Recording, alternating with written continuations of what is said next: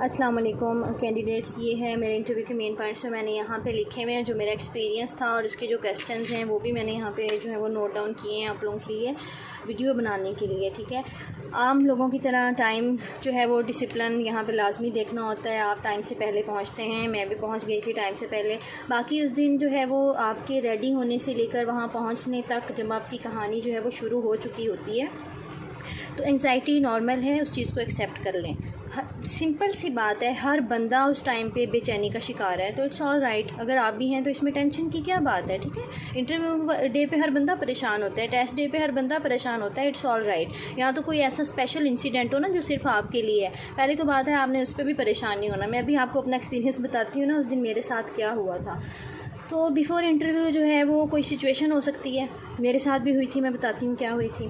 Second ये है कि बिफ़ोर इंटरव्यू कंडक्शन, जब आप उस रूम में एंटर हुए उससे पहले वहाँ जो बाहर का एनवायरनमेंट है वो आपने बड़ा हेल्दी रखना है। ठीक है, खुद भी रिलैक्स हों, दूसरों को भी रिलैक्स करें, पॉजिटिव वर्ड्स आप बोलें अपने लिए भी दूसरों के लिए भी, और अच्छा सा माहौल क्रिएट करें, एक दूसरे से अच्छी गुफ्तगू करें। ठीक है, और उसके बाद इस चीज़ पे परेशानी होना, when it is your turn, मेरी बारी कब होगी और मेरी पहले आ गई है, मेरी एंड पे आ गई। मैं हर चीज़ के लिए रेडी थी उस दिन, हर चीज़ के लिए, और वही उस माइंडसेट ने बहुत हेल्प आउट किया। ये माइंडसेट मैं टेस्ट में भी लेके गई थी कि कुछ भी हो गया हमने परेशान नहीं होना होता। ठीक है, हमने उस चीज़ को हावी नहीं होने देना। वक्ती परेशानी होती है लेकिन अपने ऊपर उस चीज़ को हावी नहीं करते। मेरे साथ ये सिचुएशन हुई, जो मेरी स्लिप थी, फ़ी स्लिप जो हमारी होती है, उसके ऊपर जो डेट थी वो स्टैंप लगते हुए तो जो 4 था ना वो शायद 16 हो गया। मतलब उस बंदे ने ऐसे 4 लिखा कि वो 16 लग रहा हो। अब हालांकि इसका कोई मैच नहीं है, लेकिन तकदीर में कुछ चीज़ें लिखी होती हैं, वो इम्तिहान होता है आपका। तो उन्होंने कहा कि आपने तो ये हमारी डेट शायद वो कह रहे थे 10 को एंड हुई है या 8 को हुई है, 8 को, तो ये हमारी एंड हो गई थी, आपने तब फ़ी सबमिट करवाई है, तो आप तो इस इंटरव्यू के लिए ही एलिजिबल नहीं हैं, यू मे गो नाउ। तो अब आप ये देख लें, एक बंदा जो इंटरव्यू देने के लिए गया हुआ है उसे ये कह दिया जाए कि आप चले जाएँ, आप एलिजिबल नहीं हैं। ये छोटी बात और छोटी सिचुएशन नहीं होती, लेकिन मैंने जो है वो सोचा हुआ था, और हमेशा से मेरा ज़िंदगी में ये असूल है, मैं कहती हूँ कुछ भी हो जाए ना, आप जो है वो हिम्मत ना हारें, रिलैक्स रहें। वो ज़िंदगी और मौत नहीं होती, आपकी तकदीर उस शख्स के हाथ में नहीं होती, अल्लाह ताला के हाथ में है, हमेशा ये याद रखें। तो मुझे पता था मेरी तकदीर अल्लाह ताला के हाथ में है। मैं इस बात पे इतनी रिलैक्स तो रही थी कि मैंने उसके सॉल्यूशन सोचना शुरू किए फौरी तौर पे। मैंने उन्हें कहा सर मैं अभी खाने वाले कॉन्टैक्ट करके मैं बैंक से अभी स्लिप निकलवा देती हूँ, आप सिर्फ मुझे जो है वो कुछ मिनट्स दे दें। तो उन्होंने कहा नो, ये तो पॉसिबल ही नहीं है, आप मेरी बात नहीं समझ रही हैं, आपने जो है वो डेट बाद में जमा करवाई है। मैंने कहा सर नहीं, काइंडली आप प्लीज़ समझे, मैंने पहले ही सबमिट करवा दी थी। वो कहते ये देखें, आप खुद देख लें, आप खुद बात को समझें। इस तरह हमारी डिस्कशन होती रही, लेकिन मैं बिल्कुल हाइपर नहीं हुई। हालांकि उस टाइम पे मुझे अफसोस हो रहा था कि वो नहीं कोऑपरेट कर रहे, तो लेकिन हर बंदे की अपनी सिचुएशन होती है, वो अपनी जगह हाइपर हुए होते हैं। हर बंदे की डिग्रीज चेक करनी है, ये देखो वो देखो। ठीक है, इन चीज़ों की टेंशन नहीं लेनी आपने। अगर अगला बंदा हाइपर हो रहा है, इट्स ऑल राइट, आप रिलैक्स रहें। तो अल्लाह ताला की तरफ से एक लेडी वहाँ पे थी, कोई वर्कर, उन्होंने कहा कि सर आप इनको ना 10 डेज़ दे दें, ये इस चीज़ को सेट करवा लेंगी। तो हो सकता है इन्होंने फ़ीस बाकी टाइम पे जमा करवाई हो। फिर उनके जहन में ये पॉइंट आया कि बाकी अगर डॉक्यूमेंट्स का कोई भी इशू हो तो टाइम देना उनका बनता है।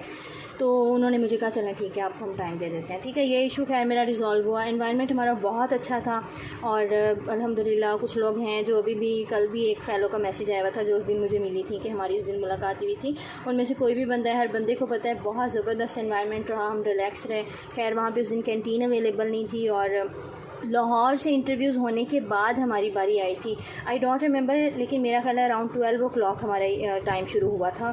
तो उस वक्त तक सबको भूख लगी हुई थी। जो हमारे पास चॉकलेट्स बिस्किट्स थे वो हमने शेयर किए, सब ने रिलैक्स होकर इस माहौल को जो है ना हमने अच्छा सा बिल्डअप किया हुआ था। उसके बाद जिसकी ये बात हमने डिस्कस कर ली थी, किसी की भी टर्न पहले आ रही है बाद में, इस चीज़ की हमने टेंशन नहीं लेनी। ठीक है, तो वही बात हुई कि मेरी टर्न पहले नहीं आई थी, और मैं उस दिन बिल्डिंग में लास्ट वन थी, और फ्राइडे था उस दिन, तो बहुत लेट हो गया था मेरा इंटरव्यू, मेरी लास्ट टर्न हो गई। ठीक है, इन चीज़ों की टेंशन नहीं लेते, ये अल्लाह का प्लान होता है। सबसे पहले आप जा रहे हैं, दरमियान में जा रहे हैं, एंड पे जा रहे हैं, सब कुछ बेस्ट है आपके लिए। तो you just should focus on what you can control. जो चीज़ें आपके कंट्रोल में हैं वो है आपका इमोशनल कंट्रोल, आपका माइंडसेट, और वहाँ पे बिहेवियर आपका, उन चीज़ों पे फोकस करना है। ठीक है, अल्लाह ताला के प्लान जो हैं उसको एक्सेप्ट करना है और उस पर रिलैक्स रहना है। कब बारी आ रही है, क्या मसला वहाँ हुआ, किसी ने आपको कुछ कह दिया, इन सारी चीज़ों पर टेंशन नहीं लेनी। और इस सारे दौरानिए में अस्कार करना नहीं भूलें, ठीक है। मुसलमान हमेशा परेशानी के वक्त में अल्लाह ताला से मदद मांगता है और अल्लाह को याद रखता है। तो जब याद आए आप जो है वो अस्कार बेशक आम ज़िंदगी में भी करते रहें, उस दिन भी ख़ास आप अल्लाह ताला से जो है वो मदद मांगें, अस्कार करें, उसको याद करें, दुरूद शरीफ पढ़ें। अल्लाह ताला बेशक हर इंसान की मदद करता है। उसके बाद है जी इंटरव्यू की बारी आ गई है। तो फर्स्टली तो मैं ये बता दूँ, इट वाज़ ऑनलाइन। मुझे बहुत लोगों ने बाद में कहा कि ये गलती की मैंने, मुझे ऑनलाइन नहीं देना चाहिए था, मुझे फ़िज़िकली लाहौर जाके देना चाहिए था, ऑप्शन था, लेकिन हो चुका था। और मैंने अभी थोड़ी देर पहले कहा ना, जो चीज़ें कंट्रोल से निकल जाए ना, उन पर टेंशन लेना मेरा असूल नहीं है। तो जब मुझे पता लग गया अब ऑनलाइन ही होना है, मैं चूज़ कर चुकी हूँ, अब बस मुझे नहीं टेंशन, अब मैं नहीं लाहौर जाऊँगी, मैंने नहीं ऑप्शंस चेंज करने के लिए हम भाग दौड़ करनी, जो हो गया है बस अब उसको बेस्ट करने की कोशिश करना है। तो जब मेरी टर्न आई, सारे कैंडिडेट्स के इंटरव्यूज़ हो चुके थे उस दिन और मैं लास्ट कैंडिडेट थी। तो जब मैं रूम में एंटर हुई हूँ, मुझे जो बाहर कोऑर्डिनेटर बैठे होते हैं उन्होंने कहा आप चले जाएं अंदर। मैं अंदर गई हूँ तो उन्होंने कहा, मैंने सलाम किया सर को, दे सेड कि आप बैठे हैं, हम आपसे अभी बात करते हैं। तो मेरा एक इशू है कि मैं जब नए बंदे से बातचीत करती हूँ या कोई मोस्ट सीनियर हो तो मेरी हार्ट बीट तेज़ हो जाती है और बहुत से आम लोगों का ये मसला होता है, ठीक है। और मेरा सांस जो है फूलना शुरू हो जाता है, आवाज़ में थोड़ी सी कपकपाहट आने लग जाती है। तो अब जब मैं एंटर हुई हूँ तो वही इशू था और मैंने पहले से ही सोचा हुआ था कि I just would accept it. मैंने ज़िंदगी में हमेशा उन चीज़ों को कबूल कर लेना है जो मेरे कंट्रोल में नहीं है। अब मैं अपनी आवाज़ को तो नहीं कंट्रोल कर सकती, तो मैं क्यों टेंशन लूँ। हाँ, जो कम्युनिकेशन स्किल्स डेवलप करने के लिए कर सकते हैं वो करें। तो मैं जब गई हूँ अंदर, वही फुल टाइम मुझे ऐसे फ़ील हो रहा था कि जैसे वो कहते हैं ना, दिल की धड़कन खुद को महसूस हो रही होती है, उस टाइम पर ऐसी सिचुएशन थी। तो अल्लाह का ये करम हुआ, बहुत करम हुआ। उन्होंने कहा बैठे हम फिर बात करते हैं। वो पिछले कैंडिडेट के मार्क्स वगैरह शायद डिस्कस कर रहे थे, मैं बैठ गई। उनका माइक ऑफ था, मेरा भी माइक ऑफ था, नहीं सॉरी मेरा ऑन होगा लास्ट में, उनका माइक ऑफ था, ठीक है। उन्होंने माइक ऑफ कर दिया इतनी बात करके। उसके बाद मैं बैठी रही हूँ तकरीबन 1 से 1.5 मिनट, आराम से 2 मिनट भी हो सकते हैं। मैं 1.5 मिनट वहाँ बैठी रही। मैंने माहौल को जज़ब किया, एब्जॉर्ब किया, कैमरा देखा कहाँ पर है, मैं कैसे बैठी हुई हूँ, और अगर मैं जो है वो मूव कर रही हूँ, मैं अपने हाथों को, अगर फॉर एग्जांपल बॉडी लैंग्वेज होती है नेचुरल होती है, आप पोज नहीं करते, अगर मेरे हाथ मूव कर रहे हैं तो वो कितने नज़र आ रहे हैं, वो कौन है, उनके फेसेस को एब्जॉर्ब किया। फ़ीमेल थी लेफ़्ट साइड पर, 2 सामने चेयरमैन थे दरमियान में, और दूसरी साइड पर सब्जेक्ट स्पेशलिस्ट जो थे वो मेल थे। हर चीज़ मैंने माहौल की चेक की, और एलईडी कितनी बड़ी है, दिस एंड दैट, मतलब अपने अकॉर्डिंग जो चीज़ें मेरी ज़रूरत की थी मैंने देख ली। उसके बाद उन्होंने मुझे जो है वो स्टार्ट किया मेरा इंटरव्यू। सलाम किया उन्होंने, मैंने कहा सर वालेकुम सलाम। तो सर कहते हैं जी इंट्रोड्यूस करवाएं, इंट्रोड्यूस योरसेल्फ, ठीक है। मैंने इंट्रोडक्शन अपना जो है वो इंग्लिश में दिया और बड़ा नेचुरल सा था। फॉर एग्जांपल मैं आपको एक लाइन अगर बता दूं कि अगर मास्टर्स के बारे में है तो I have done my masters from government post graduate college for women Khanewal and I secured 2nd position in my masters exam. तो ये बताने वाला स्टाइल है, ठीक है। I have done my masters from government post graduate this and that, ये कोई tone नहीं होता बोलने वाला। जब आप कोई लैंग्वेज बोलते हैं तो आप उसमें गुफ्तगू कर रहे होते हैं, तो गुफ्तगू करने वाला टोन रखना है आपने अपना। इंट्रोडक्शन हो गया, उसके बाद जो है वो सर ने रेफ़र कर दिया फ़ीमेल को। जो फ़ीमेल सब्जेक्ट स्पेशलिस्ट थी, ये मैं वो उनका डेजिग्नेशन नहीं बता रही, ठीक है, मैं आपको वैसे बता रही हूँ कि वो सब्जेक्ट स्पेशलिस्ट होते हैं जो साइड पे मोस्टली बैठे होते हैं। उनका तो जो स्टार्ट हुआ था ना वो रैपिड फायर कह सकते हैं, नॉट लिटरली, एक ये तो नहीं कह सकते कि बिल्कुल ही रैपिड फायर था, लेकिन 1 साइडेड डिस्कशन थी। मेरी डिस्कशन ज़्यादा थी, उनकी कम थी। मेरे इंटरव्यू में जो 2 साइडेड डिस्कशन है वो आगे से स्टार्ट है, वो मैं बाद में बताती हूँ। मैम ने मुझसे पहला क्वेश्चन ये किया कि कौन सी रिसर्च अप्रोचेस हैं जो आजकल यूज़ हो रही हैं। अब मेरा है रिसर्च जो है वो वीक एरिया, ठीक है। वीक एरिया अल्लाह रहम करे, ये नहीं कि बिल्कुल नहीं आती, मेरा स्टैंडर्ड इतना हाई रखा हुआ है मैंने नॉलेज के मामले में कि मैं अपने आप को उससे बहुत कम समझती हूँ। मतलब मैं ये समझती हूँ मुझे हमेशा अभी बहुत कुछ सीखना है। तो रिसर्च जो है मैं कोई ये नहीं कहती कि मेरी बड़ी आउट क्लास है, बिल्कुल भी ऐसा नहीं मैं समझती। तो वीक एरिया था, लेकिन मैंने फ़ौरन सोच लिया, जैसे मैंने थोड़ी देर पहले जो सिचुएशन हुई थी उस पर सोचा था कि मैंने टेंशन नहीं लेनी है, अल्लाह ताला के हवाले मामला होता है, तकदीर अल्लाह के हाथ में है। तो अब भी मैंने सोचा अगर रिसर्च ही सबसे पहले आई है तो ये कुदरत का ही फ़ैसला है कि वो एरिया जो मैं हमेशा वीक कहती रहती थी, मैंने कभी पढ़ाया नहीं था ये सब्जेक्ट। बाकी सारे मैंने बीएस और मास्टर्स को पढ़ाए, ये वाला मैंने नहीं पढ़ाया था और साइकोलॉजी नहीं पढ़ाया था। तो अब आ गया, तो अब इसको मैंने डील करना है। अब जी उन्होंने पूछा रिसर्च अप्रोचेस कौन सी, मैंने बताया क्वालिटेटिव क्वान्टिटेटिव हैं, और मुझे बाद में लोगों ने कहा आपको मिक्स मेथड भी ऐड करना चाहिए था, लेकिन मैंने नहीं ऐड किया, मैं आपको बता रही हूँ, ठीक है। मैंने 2 अप्रोचेस बताई, क्वालिटेटिव और क्वान्टिटेटिव। उसके बाद जी इन्होंने कहा कि आप जो है वो क्वालिटेटिव अप्रोच को कैसे एम्प्लॉय करेंगे, कैसे यूज़ करेंगी आप। तो मैंने कहा कि फिर मैंने जब उसके जवाब देने शुरू किए ना क्वालिटेटिव अप्रोच के, मैंने उसमें वो पॉइंट्स डाले जो मुझे आगे क्लियर थे। उसमें मैंने फिर इंडक्शन का भी जो है वो जिक्र कर दिया, और मुझे पता था वो इंडक्शन को पकड़ेंगे, मुझे उम्मीद थी थोड़ी बहुत ना। तो मैंने कहा कि इसमें बाकी सारे डिटेल्स बताने के बाद, ये हमने बड़े अच्छे से एमफिल में हमें सर ने पढ़ाई थी, अल्लाह उनका भला करे। तो मैंने जब मैम को ये कहा ना कि इसमें इंडक्टिव मेथड यूज़ होते हैं, तो उन्होंने कहा अच्छा इंडक्टिव और डिडक्टिव में डिफरेंस क्या होता है? आपने जो इंडक्शन की बात की, आप कैसे इंडक्शन इम्प्लॉय करेंगी, कैसे इंडक्शन जो है वो की जाती है? ये अल्हम्दुलिल्लाह बहुत कमाल तरीके से सर ने इसको बहुत सादा ज़ुबान में ज़बरदस्त समझाया हुआ था। सिंपल एग्जांपल थी, मैंने उस सारे को एक्सप्लेन किया अच्छे से, इसके डिफरेंसेस बताए, दूसरे मेथड के साथ इसको डिफरेंशिएट किया, परफेक्ट इंडक्शन कब पॉसिबल होती है और इम्परफेक्ट जो है वो आम इंडक्शन जो होती है, वो सारी चीज़ें डिस्कस करने के बाद जो है वो फिर मैम ने नेक्स्ट क्वेश्चन किया कि अच्छा एक बच्चा है, उसके फ़िज़िक्स के स्कोर भी, मैथ के स्कोर भी जो है ना वो इस तरह से कि अगर फ़िज़िक्स में अच्छे ले रहा है तो मैथ में भी अच्छे ले रहा है, अगर लेकिन उसके फ़िज़िक्स के कम हो जाते हैं तो मैथ में भी कम हो जाते हैं, कौन सी रिसर्च होगी? तो कोरिलेशन रिसर्च थी। फिर मैम ने पूछा ज़ीरो कोरिलेशन जो है वो उसका क्या मतलब है? फिर मैम ने कहा आपने नॉर्मल कर्व पढ़ी होगी। मैंने कहा जी मैम मैंने पढ़ी है। तो मैम ने कहा अच्छा वो क्या होती है? मैंने उसको बताया। फिर मैम ने कहा अच्छा मीन मीडियन मॉड की आपने बात की है, ये वो ना सिचुएशन से पकड़ रहे हैं, आपके जवाब में से पकड़ रहे होते हैं सवाल। तो मैम कहती मीन मीडियन और मॉड कहाँ फॉल कर रहे होते हैं? मैंने कहा ये मैम सेंट्रल टेंडेंसी के मेयर्स हैं, तो ये जो है वो सेंट्रल में फॉल करते हैं। देन शी सेड कि हम नॉर्मल कर्व पे एक स्कोर जब पुट करते हैं, नॉर्मल कर्व जो होती है आप उसके ऊपर स्कोर पुट कर रहे होते हैं। मैंने कहा जी मैम। तो मैम ने कहा उस स्कोर का क्या नेम होता है? अब देखिए मुझे इसका आंसर नहीं आता था उस टाइम पर, और मैं बिल्कुल भी ज़िंदगी में भी और किसी भी सिचुएशन में बिल्कुल स्ट्रेट फॉरवर्ड सॉरी कहने के ख़िलाफ़ हूँ कि मैंने कहा सॉरी मैम। हर एक का अपना स्टाइल होता है, ठीक है, मेरी सिर्फ ओपिनियन है एक हम्बल सी। तो मेरी आजज़ाना राय ये होती है कि आप सॉरी को एक्सप्लेन भी करें। तो मैंने मैम को पहले तो ट्राई किया आंसर करने के लिए, ठीक है, और उसके लिए मैंने अपने एक्सप्रेशन चेंज कर लिए, कोई ओवर कॉन्फिडेंस शो नहीं किया कि मैं जो है वो जवाब दे रही हूँ और साथ में कह रही हूँ जी यही सही है, नहीं, मैंने मैम से अपना टोन भी चेंज कर लिया। अब आप यहाँ पर मेरा टोन सुन के भी शायद अंदाज़ा कर सकें। मैंने एक्सप्रेशन भी चेंज किए और गैस करने वाले एक्सप्रेशन दे के कहा कि मैम जी स्कोर। तो इस टोन से आपको अंदाज़ा हो रहा होगा कि साफ मैम को पता था कि वो ट्राई कर रही है गैस करने के लिए। तो मैम ने कहा कि नहीं। मैंने कहा sorry ma'am I can't remember this time. इस टाइप का कोई डायलॉग था, कोई ऐसी लाइन थी जो मैंने बोली थी, मुझे वो अच्छे से याद नहीं है, लेकिन उसका मतलब यही था कि सॉरी मैम इस वक्त मुझे याद नहीं आ रहा। तो लेकिन उससे पहले मैंने एक बार ट्राई किया आंसर करने के लिए। फिर मैम ने कहा थैंक यू। अब जो है मतलब इसका मतलब ये था कि वो एंड कर चुकी हैं।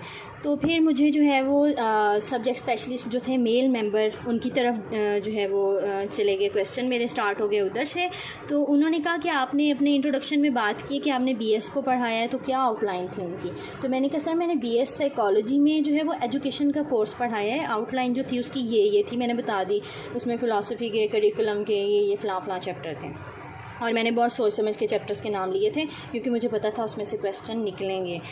तो सर ने कहा कि जो है आपने फ़िलासफ़ी की बात की है, तो आप ये बताएं इस्लामिक फ़िलासफ़ी जो है वो आइडियलिस्ट है, रियलिस्ट है, नेचुरलिस्ट है, कौन सी है? तो मैंने कहा कि सर मैं ना यहाँ पे कहने लगी थी कि सर ये सारी जो फ़िलासफ़ीज़ हैं ये तो नॉन मुस्लिम्स की हैं, तो मुझे अंदाज़ा हुआ कि अगर उनमें से कोई बंदा नॉन मुस्लिम हुआ, हो सकता है कोई क्रिश्चियन हो, तो वो हर्ट हो सकता है मेरी इस बात से या उसे बुरी लग सकती है। तो मैंने फ़ौरन जहन में सोचते ही बदल दिया और अल्फाज बोलते हुए मैंने फिर फ़ौरन का वर्ड यूज़ किया। यानी मैंने कहा कि सर ये सारी जो फ़िलासफ़ीज़ हैं ये फ़ौरन हैं, यानी गैर मुल्की लोगों ने दी हुई हैं।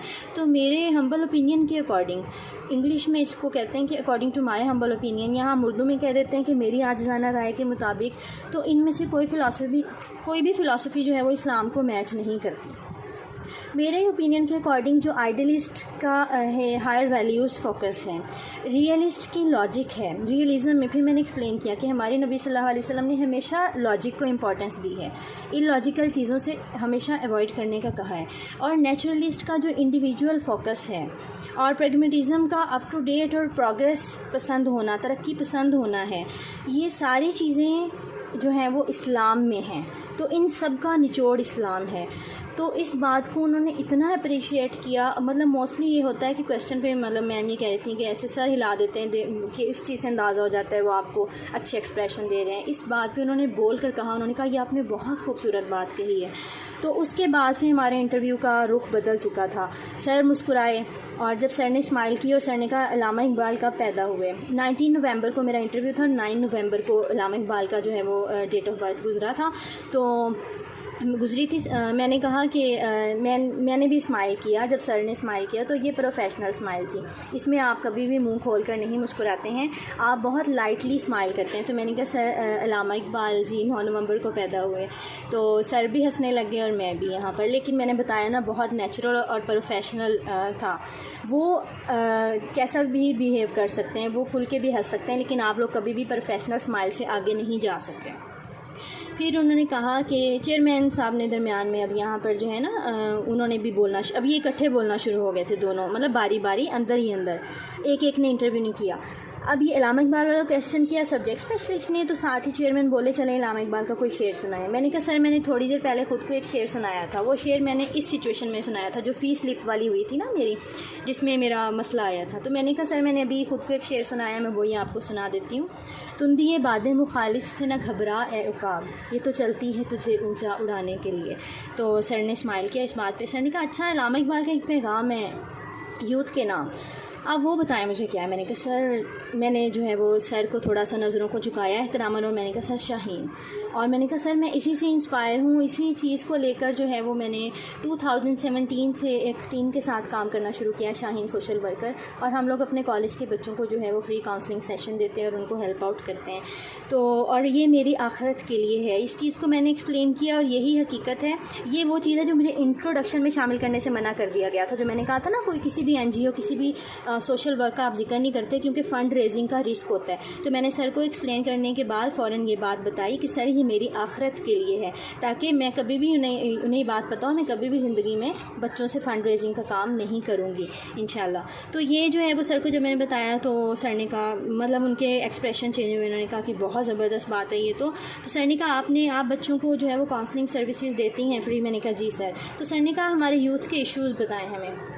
मैंने यूथ के इश्यूज़ डिस्कस किए और उसके बाद मैंने फिर सर को ये बात कही, मैंने कहा सर जितने भी ये इश्यूज़ हैं we can deal with it. वही बात है ना, ज़रा नम हो तो ये मिट्टी बड़ी ज़रखेज़ है साकी। मैंने कहा सर इन्हें हमारा हाथ चाहिए, हमारे बच्चों को बस हमारी सपोर्ट चाहिए और ये सब कुछ जो है वो ठीक हो जाएगा। अगर हमारी सपोर्ट इनको मिल गई, एक हाथ मिल गया, एक रहनुमा का हाथ, तो सब कुछ दुरुस्त हो सकता है इनकी ज़िंदगियों में। उसके बाद उन्होंने कहा अच्छा मैं आपको जो है वो इसके बाद चेयरमैन साहब ने कहा कि नगीना आपकी ज़िंदगी को किसने बदला है, who has changed your life. ये उन्होंने दोनों ज़ुबानों में मुझसे सवाल किया, तो मैंने उस चीज़ का जो है वो उर्दू में उन्हें जवाब दिया। और क्योंकि बहुत रिलैक्स एनवायरनमेंट चल रहा था, मैंने आपको बताया फुल डिस्कशन टाइप माहौल चल रहा था। उसके बाद सर ने कहा चलें अच्छा मैं आपको एक शेर सुनाता हूँ, आप मुझे उसकी वजाहत करें। मैंने कहा जी सर। तो सर ने कहा कि वो शेर सुनाया मुझे। कुछ लोगों को ये सर ने वैसे ही सुनाया था कि मैं आपको एक शेर सुनाता हूँ, मुझे सर ने ये सुनाया और कहा कि एक्सप्लेनेशन इसकी जो है वो आपने करनी है। मैंने कहा जी। सर ने कहा खुदा तुझे किसी तूफ़ान से आशना कर दे कि तेरी बहर की मौज में इस्तराब नहीं, इसकी वजाहत करें। मैंने इसकी वजाहत की और बहुत खूबसूरत ये शेर था। मैंने सर को साफ कहा, मैंने कहा सर मैंने ये पहले सुना तो नहीं है, मुझे याद नहीं आ रहा, लेकिन ये मुझे बहुत कमाल लगा है। मैंने बिल्कुल फ्रैंक होकर, और उस टाइम पे ना नेचुरल मेरा रिस्पांस था। और मैंने ये दूसरा शेर था जिस पे मैंने एहतरामन नज़रें झुकाई थी और मैंने सर को कहा सर ये मेरी ज़िंदगी है, मेरी ज़िंदगी का असूल है कि जब भी कोई मुश्किल आती है वो आपको बना के जाती है। तो मुश्किलात जो हैं वो ज़िंदगी में वो इंसान की तामीर के लिए होती हैं। खैर ये एक्सप्लेनेशन मैं आपको नहीं सुना रही, ठीक है, ये तो सिर्फ एक एक्सप्लेनेशन की बात जो मैंने सर से की थी वो है। तो दरमियान में जो सब्जेक्ट स्पेशलिस्ट है वो बोले, कहते ये बद्दुआ नहीं है, ये जो शेर है खुदा तुझे किसी तूफ़ान से आशना कर दे। मैंने कहा सर नहीं सर, मेरे लिए तो ये बड़ी दुआ है और बहुत बड़ी दुआ है। तो मैं भी स्माइल किया, मैंने भी किया, उन्होंने भी किया। उसके बाद जो है चेयरमैन साहब कहते चले नगीना मुझे अपनी फ़ैमिली के बारे में बताएं। आपके फादर किस प्रोफेशन में थे, आपकी सिस्टर्स कितने बहन भाई हैं, बहनें क्या करती हैं उनके बारे में, भाई का और फिर वालिद साहब का। और मैं जो है वो मेरे इंट्रोडक्शन में चूँकि वो निकलवा दिया गया था फैमिली वाला पोर्शन, जिसमें मैंने बताया था कि मेरे जो है वो 3 बच्चे हैं और मैं FSC के बाद मेरी शादी हुई है, उसके बाद मैंने अपनी स्टडी कंटिन्यू की, वो सारी चीज़ें स्किप करवा दी थी मेरी, क्योंकि मैम ने कहा था जिनको मैंने चेक करवाया था कि फॉर्मल इंटरव्यू में फैमिली डिस्कशंस नहीं करनी। तो जब उन्होंने फैमिली का पूछा तो तब मैंने डिस्कस किया, लेकिन तब भी मैं मैरिड लाइफ का बताना ही भूल गई। उस टाइम पे आप ऐसी सिचुएशन में होते हैं, बस जो दिल में आता है ना वही कहा जाता है और जो अल्लाह का हुक्म होता है। तो मैंने जो है वो अपने बहन भाइयों के बारे में और वालिद साहब के बारे में बताया है, लेकिन बाकी फैमिली लाइफ जो है वो कोई डिस्कस नहीं हुई। तो उसके बाद सर ने कहा अच्छा मुझे बताएं आप खुशी क्या है। तो इस बात पे भी मतलब मेरा एक है थोड़ा स्टाइल है नेचुरल, तो ही smiled and I also smile. तो मैंने सर को कहा सर मेरे नज़दीक तो खुशी जो है वो इंसान के अंदर का एहसास है, अगर महसूस करेंगे तो खुशी है, अगर मैं इस पल को महसूस करूँ, इन लम्हात को महसूस करूँ तो अहले इल्म से गुफ्तगू हो रही है, ये भी खुशी का मौका है, और अगर मैं ना महसूस करूँ तो ये कुछ भी नहीं है। तो सर ने कहा कि बहुत शुक्रिया सर, कहते हैं आपसे मिलकर बहुत खुशी हुई और गुड कैंडिडेट। तो टाइम बहुत हो गया और वाकई टाइम बहुत ज़्यादा हो गया था, मुझे नहीं पता मेरा कितने मिनट का इंटरव्यू रहा है। मैं जाते हुए तो टाइम देख के गई थी, लेकिन बाहर निकल कर मैं इस ट्रांस में ऐसे ट्रांस में थी कि बस मैं टाइम देखना भूल चुकी थी, तो इसलिए मुझे अपना ड्यूरेशन नहीं पता। लेकिन यहाँ पे हमारा इंटरव्यू एंड हो गया था। Thank you. आपने सवालों पे तवज्जो नहीं देनी है, तो ये देखें कि सिचुएशन से कैसे क्वेश्चन से क्वेश्चन निकल रहा होता है, और दूसरी बात ये है कोई भी सिचुएशन हो रिलैक्स रहें, चीज़ों को डिस्कस करें, अच्छा सा एनवायरनमेंट बनाएं। अल्लाह ताला आपको कामयाब करे। अल्लाह हाफिज़।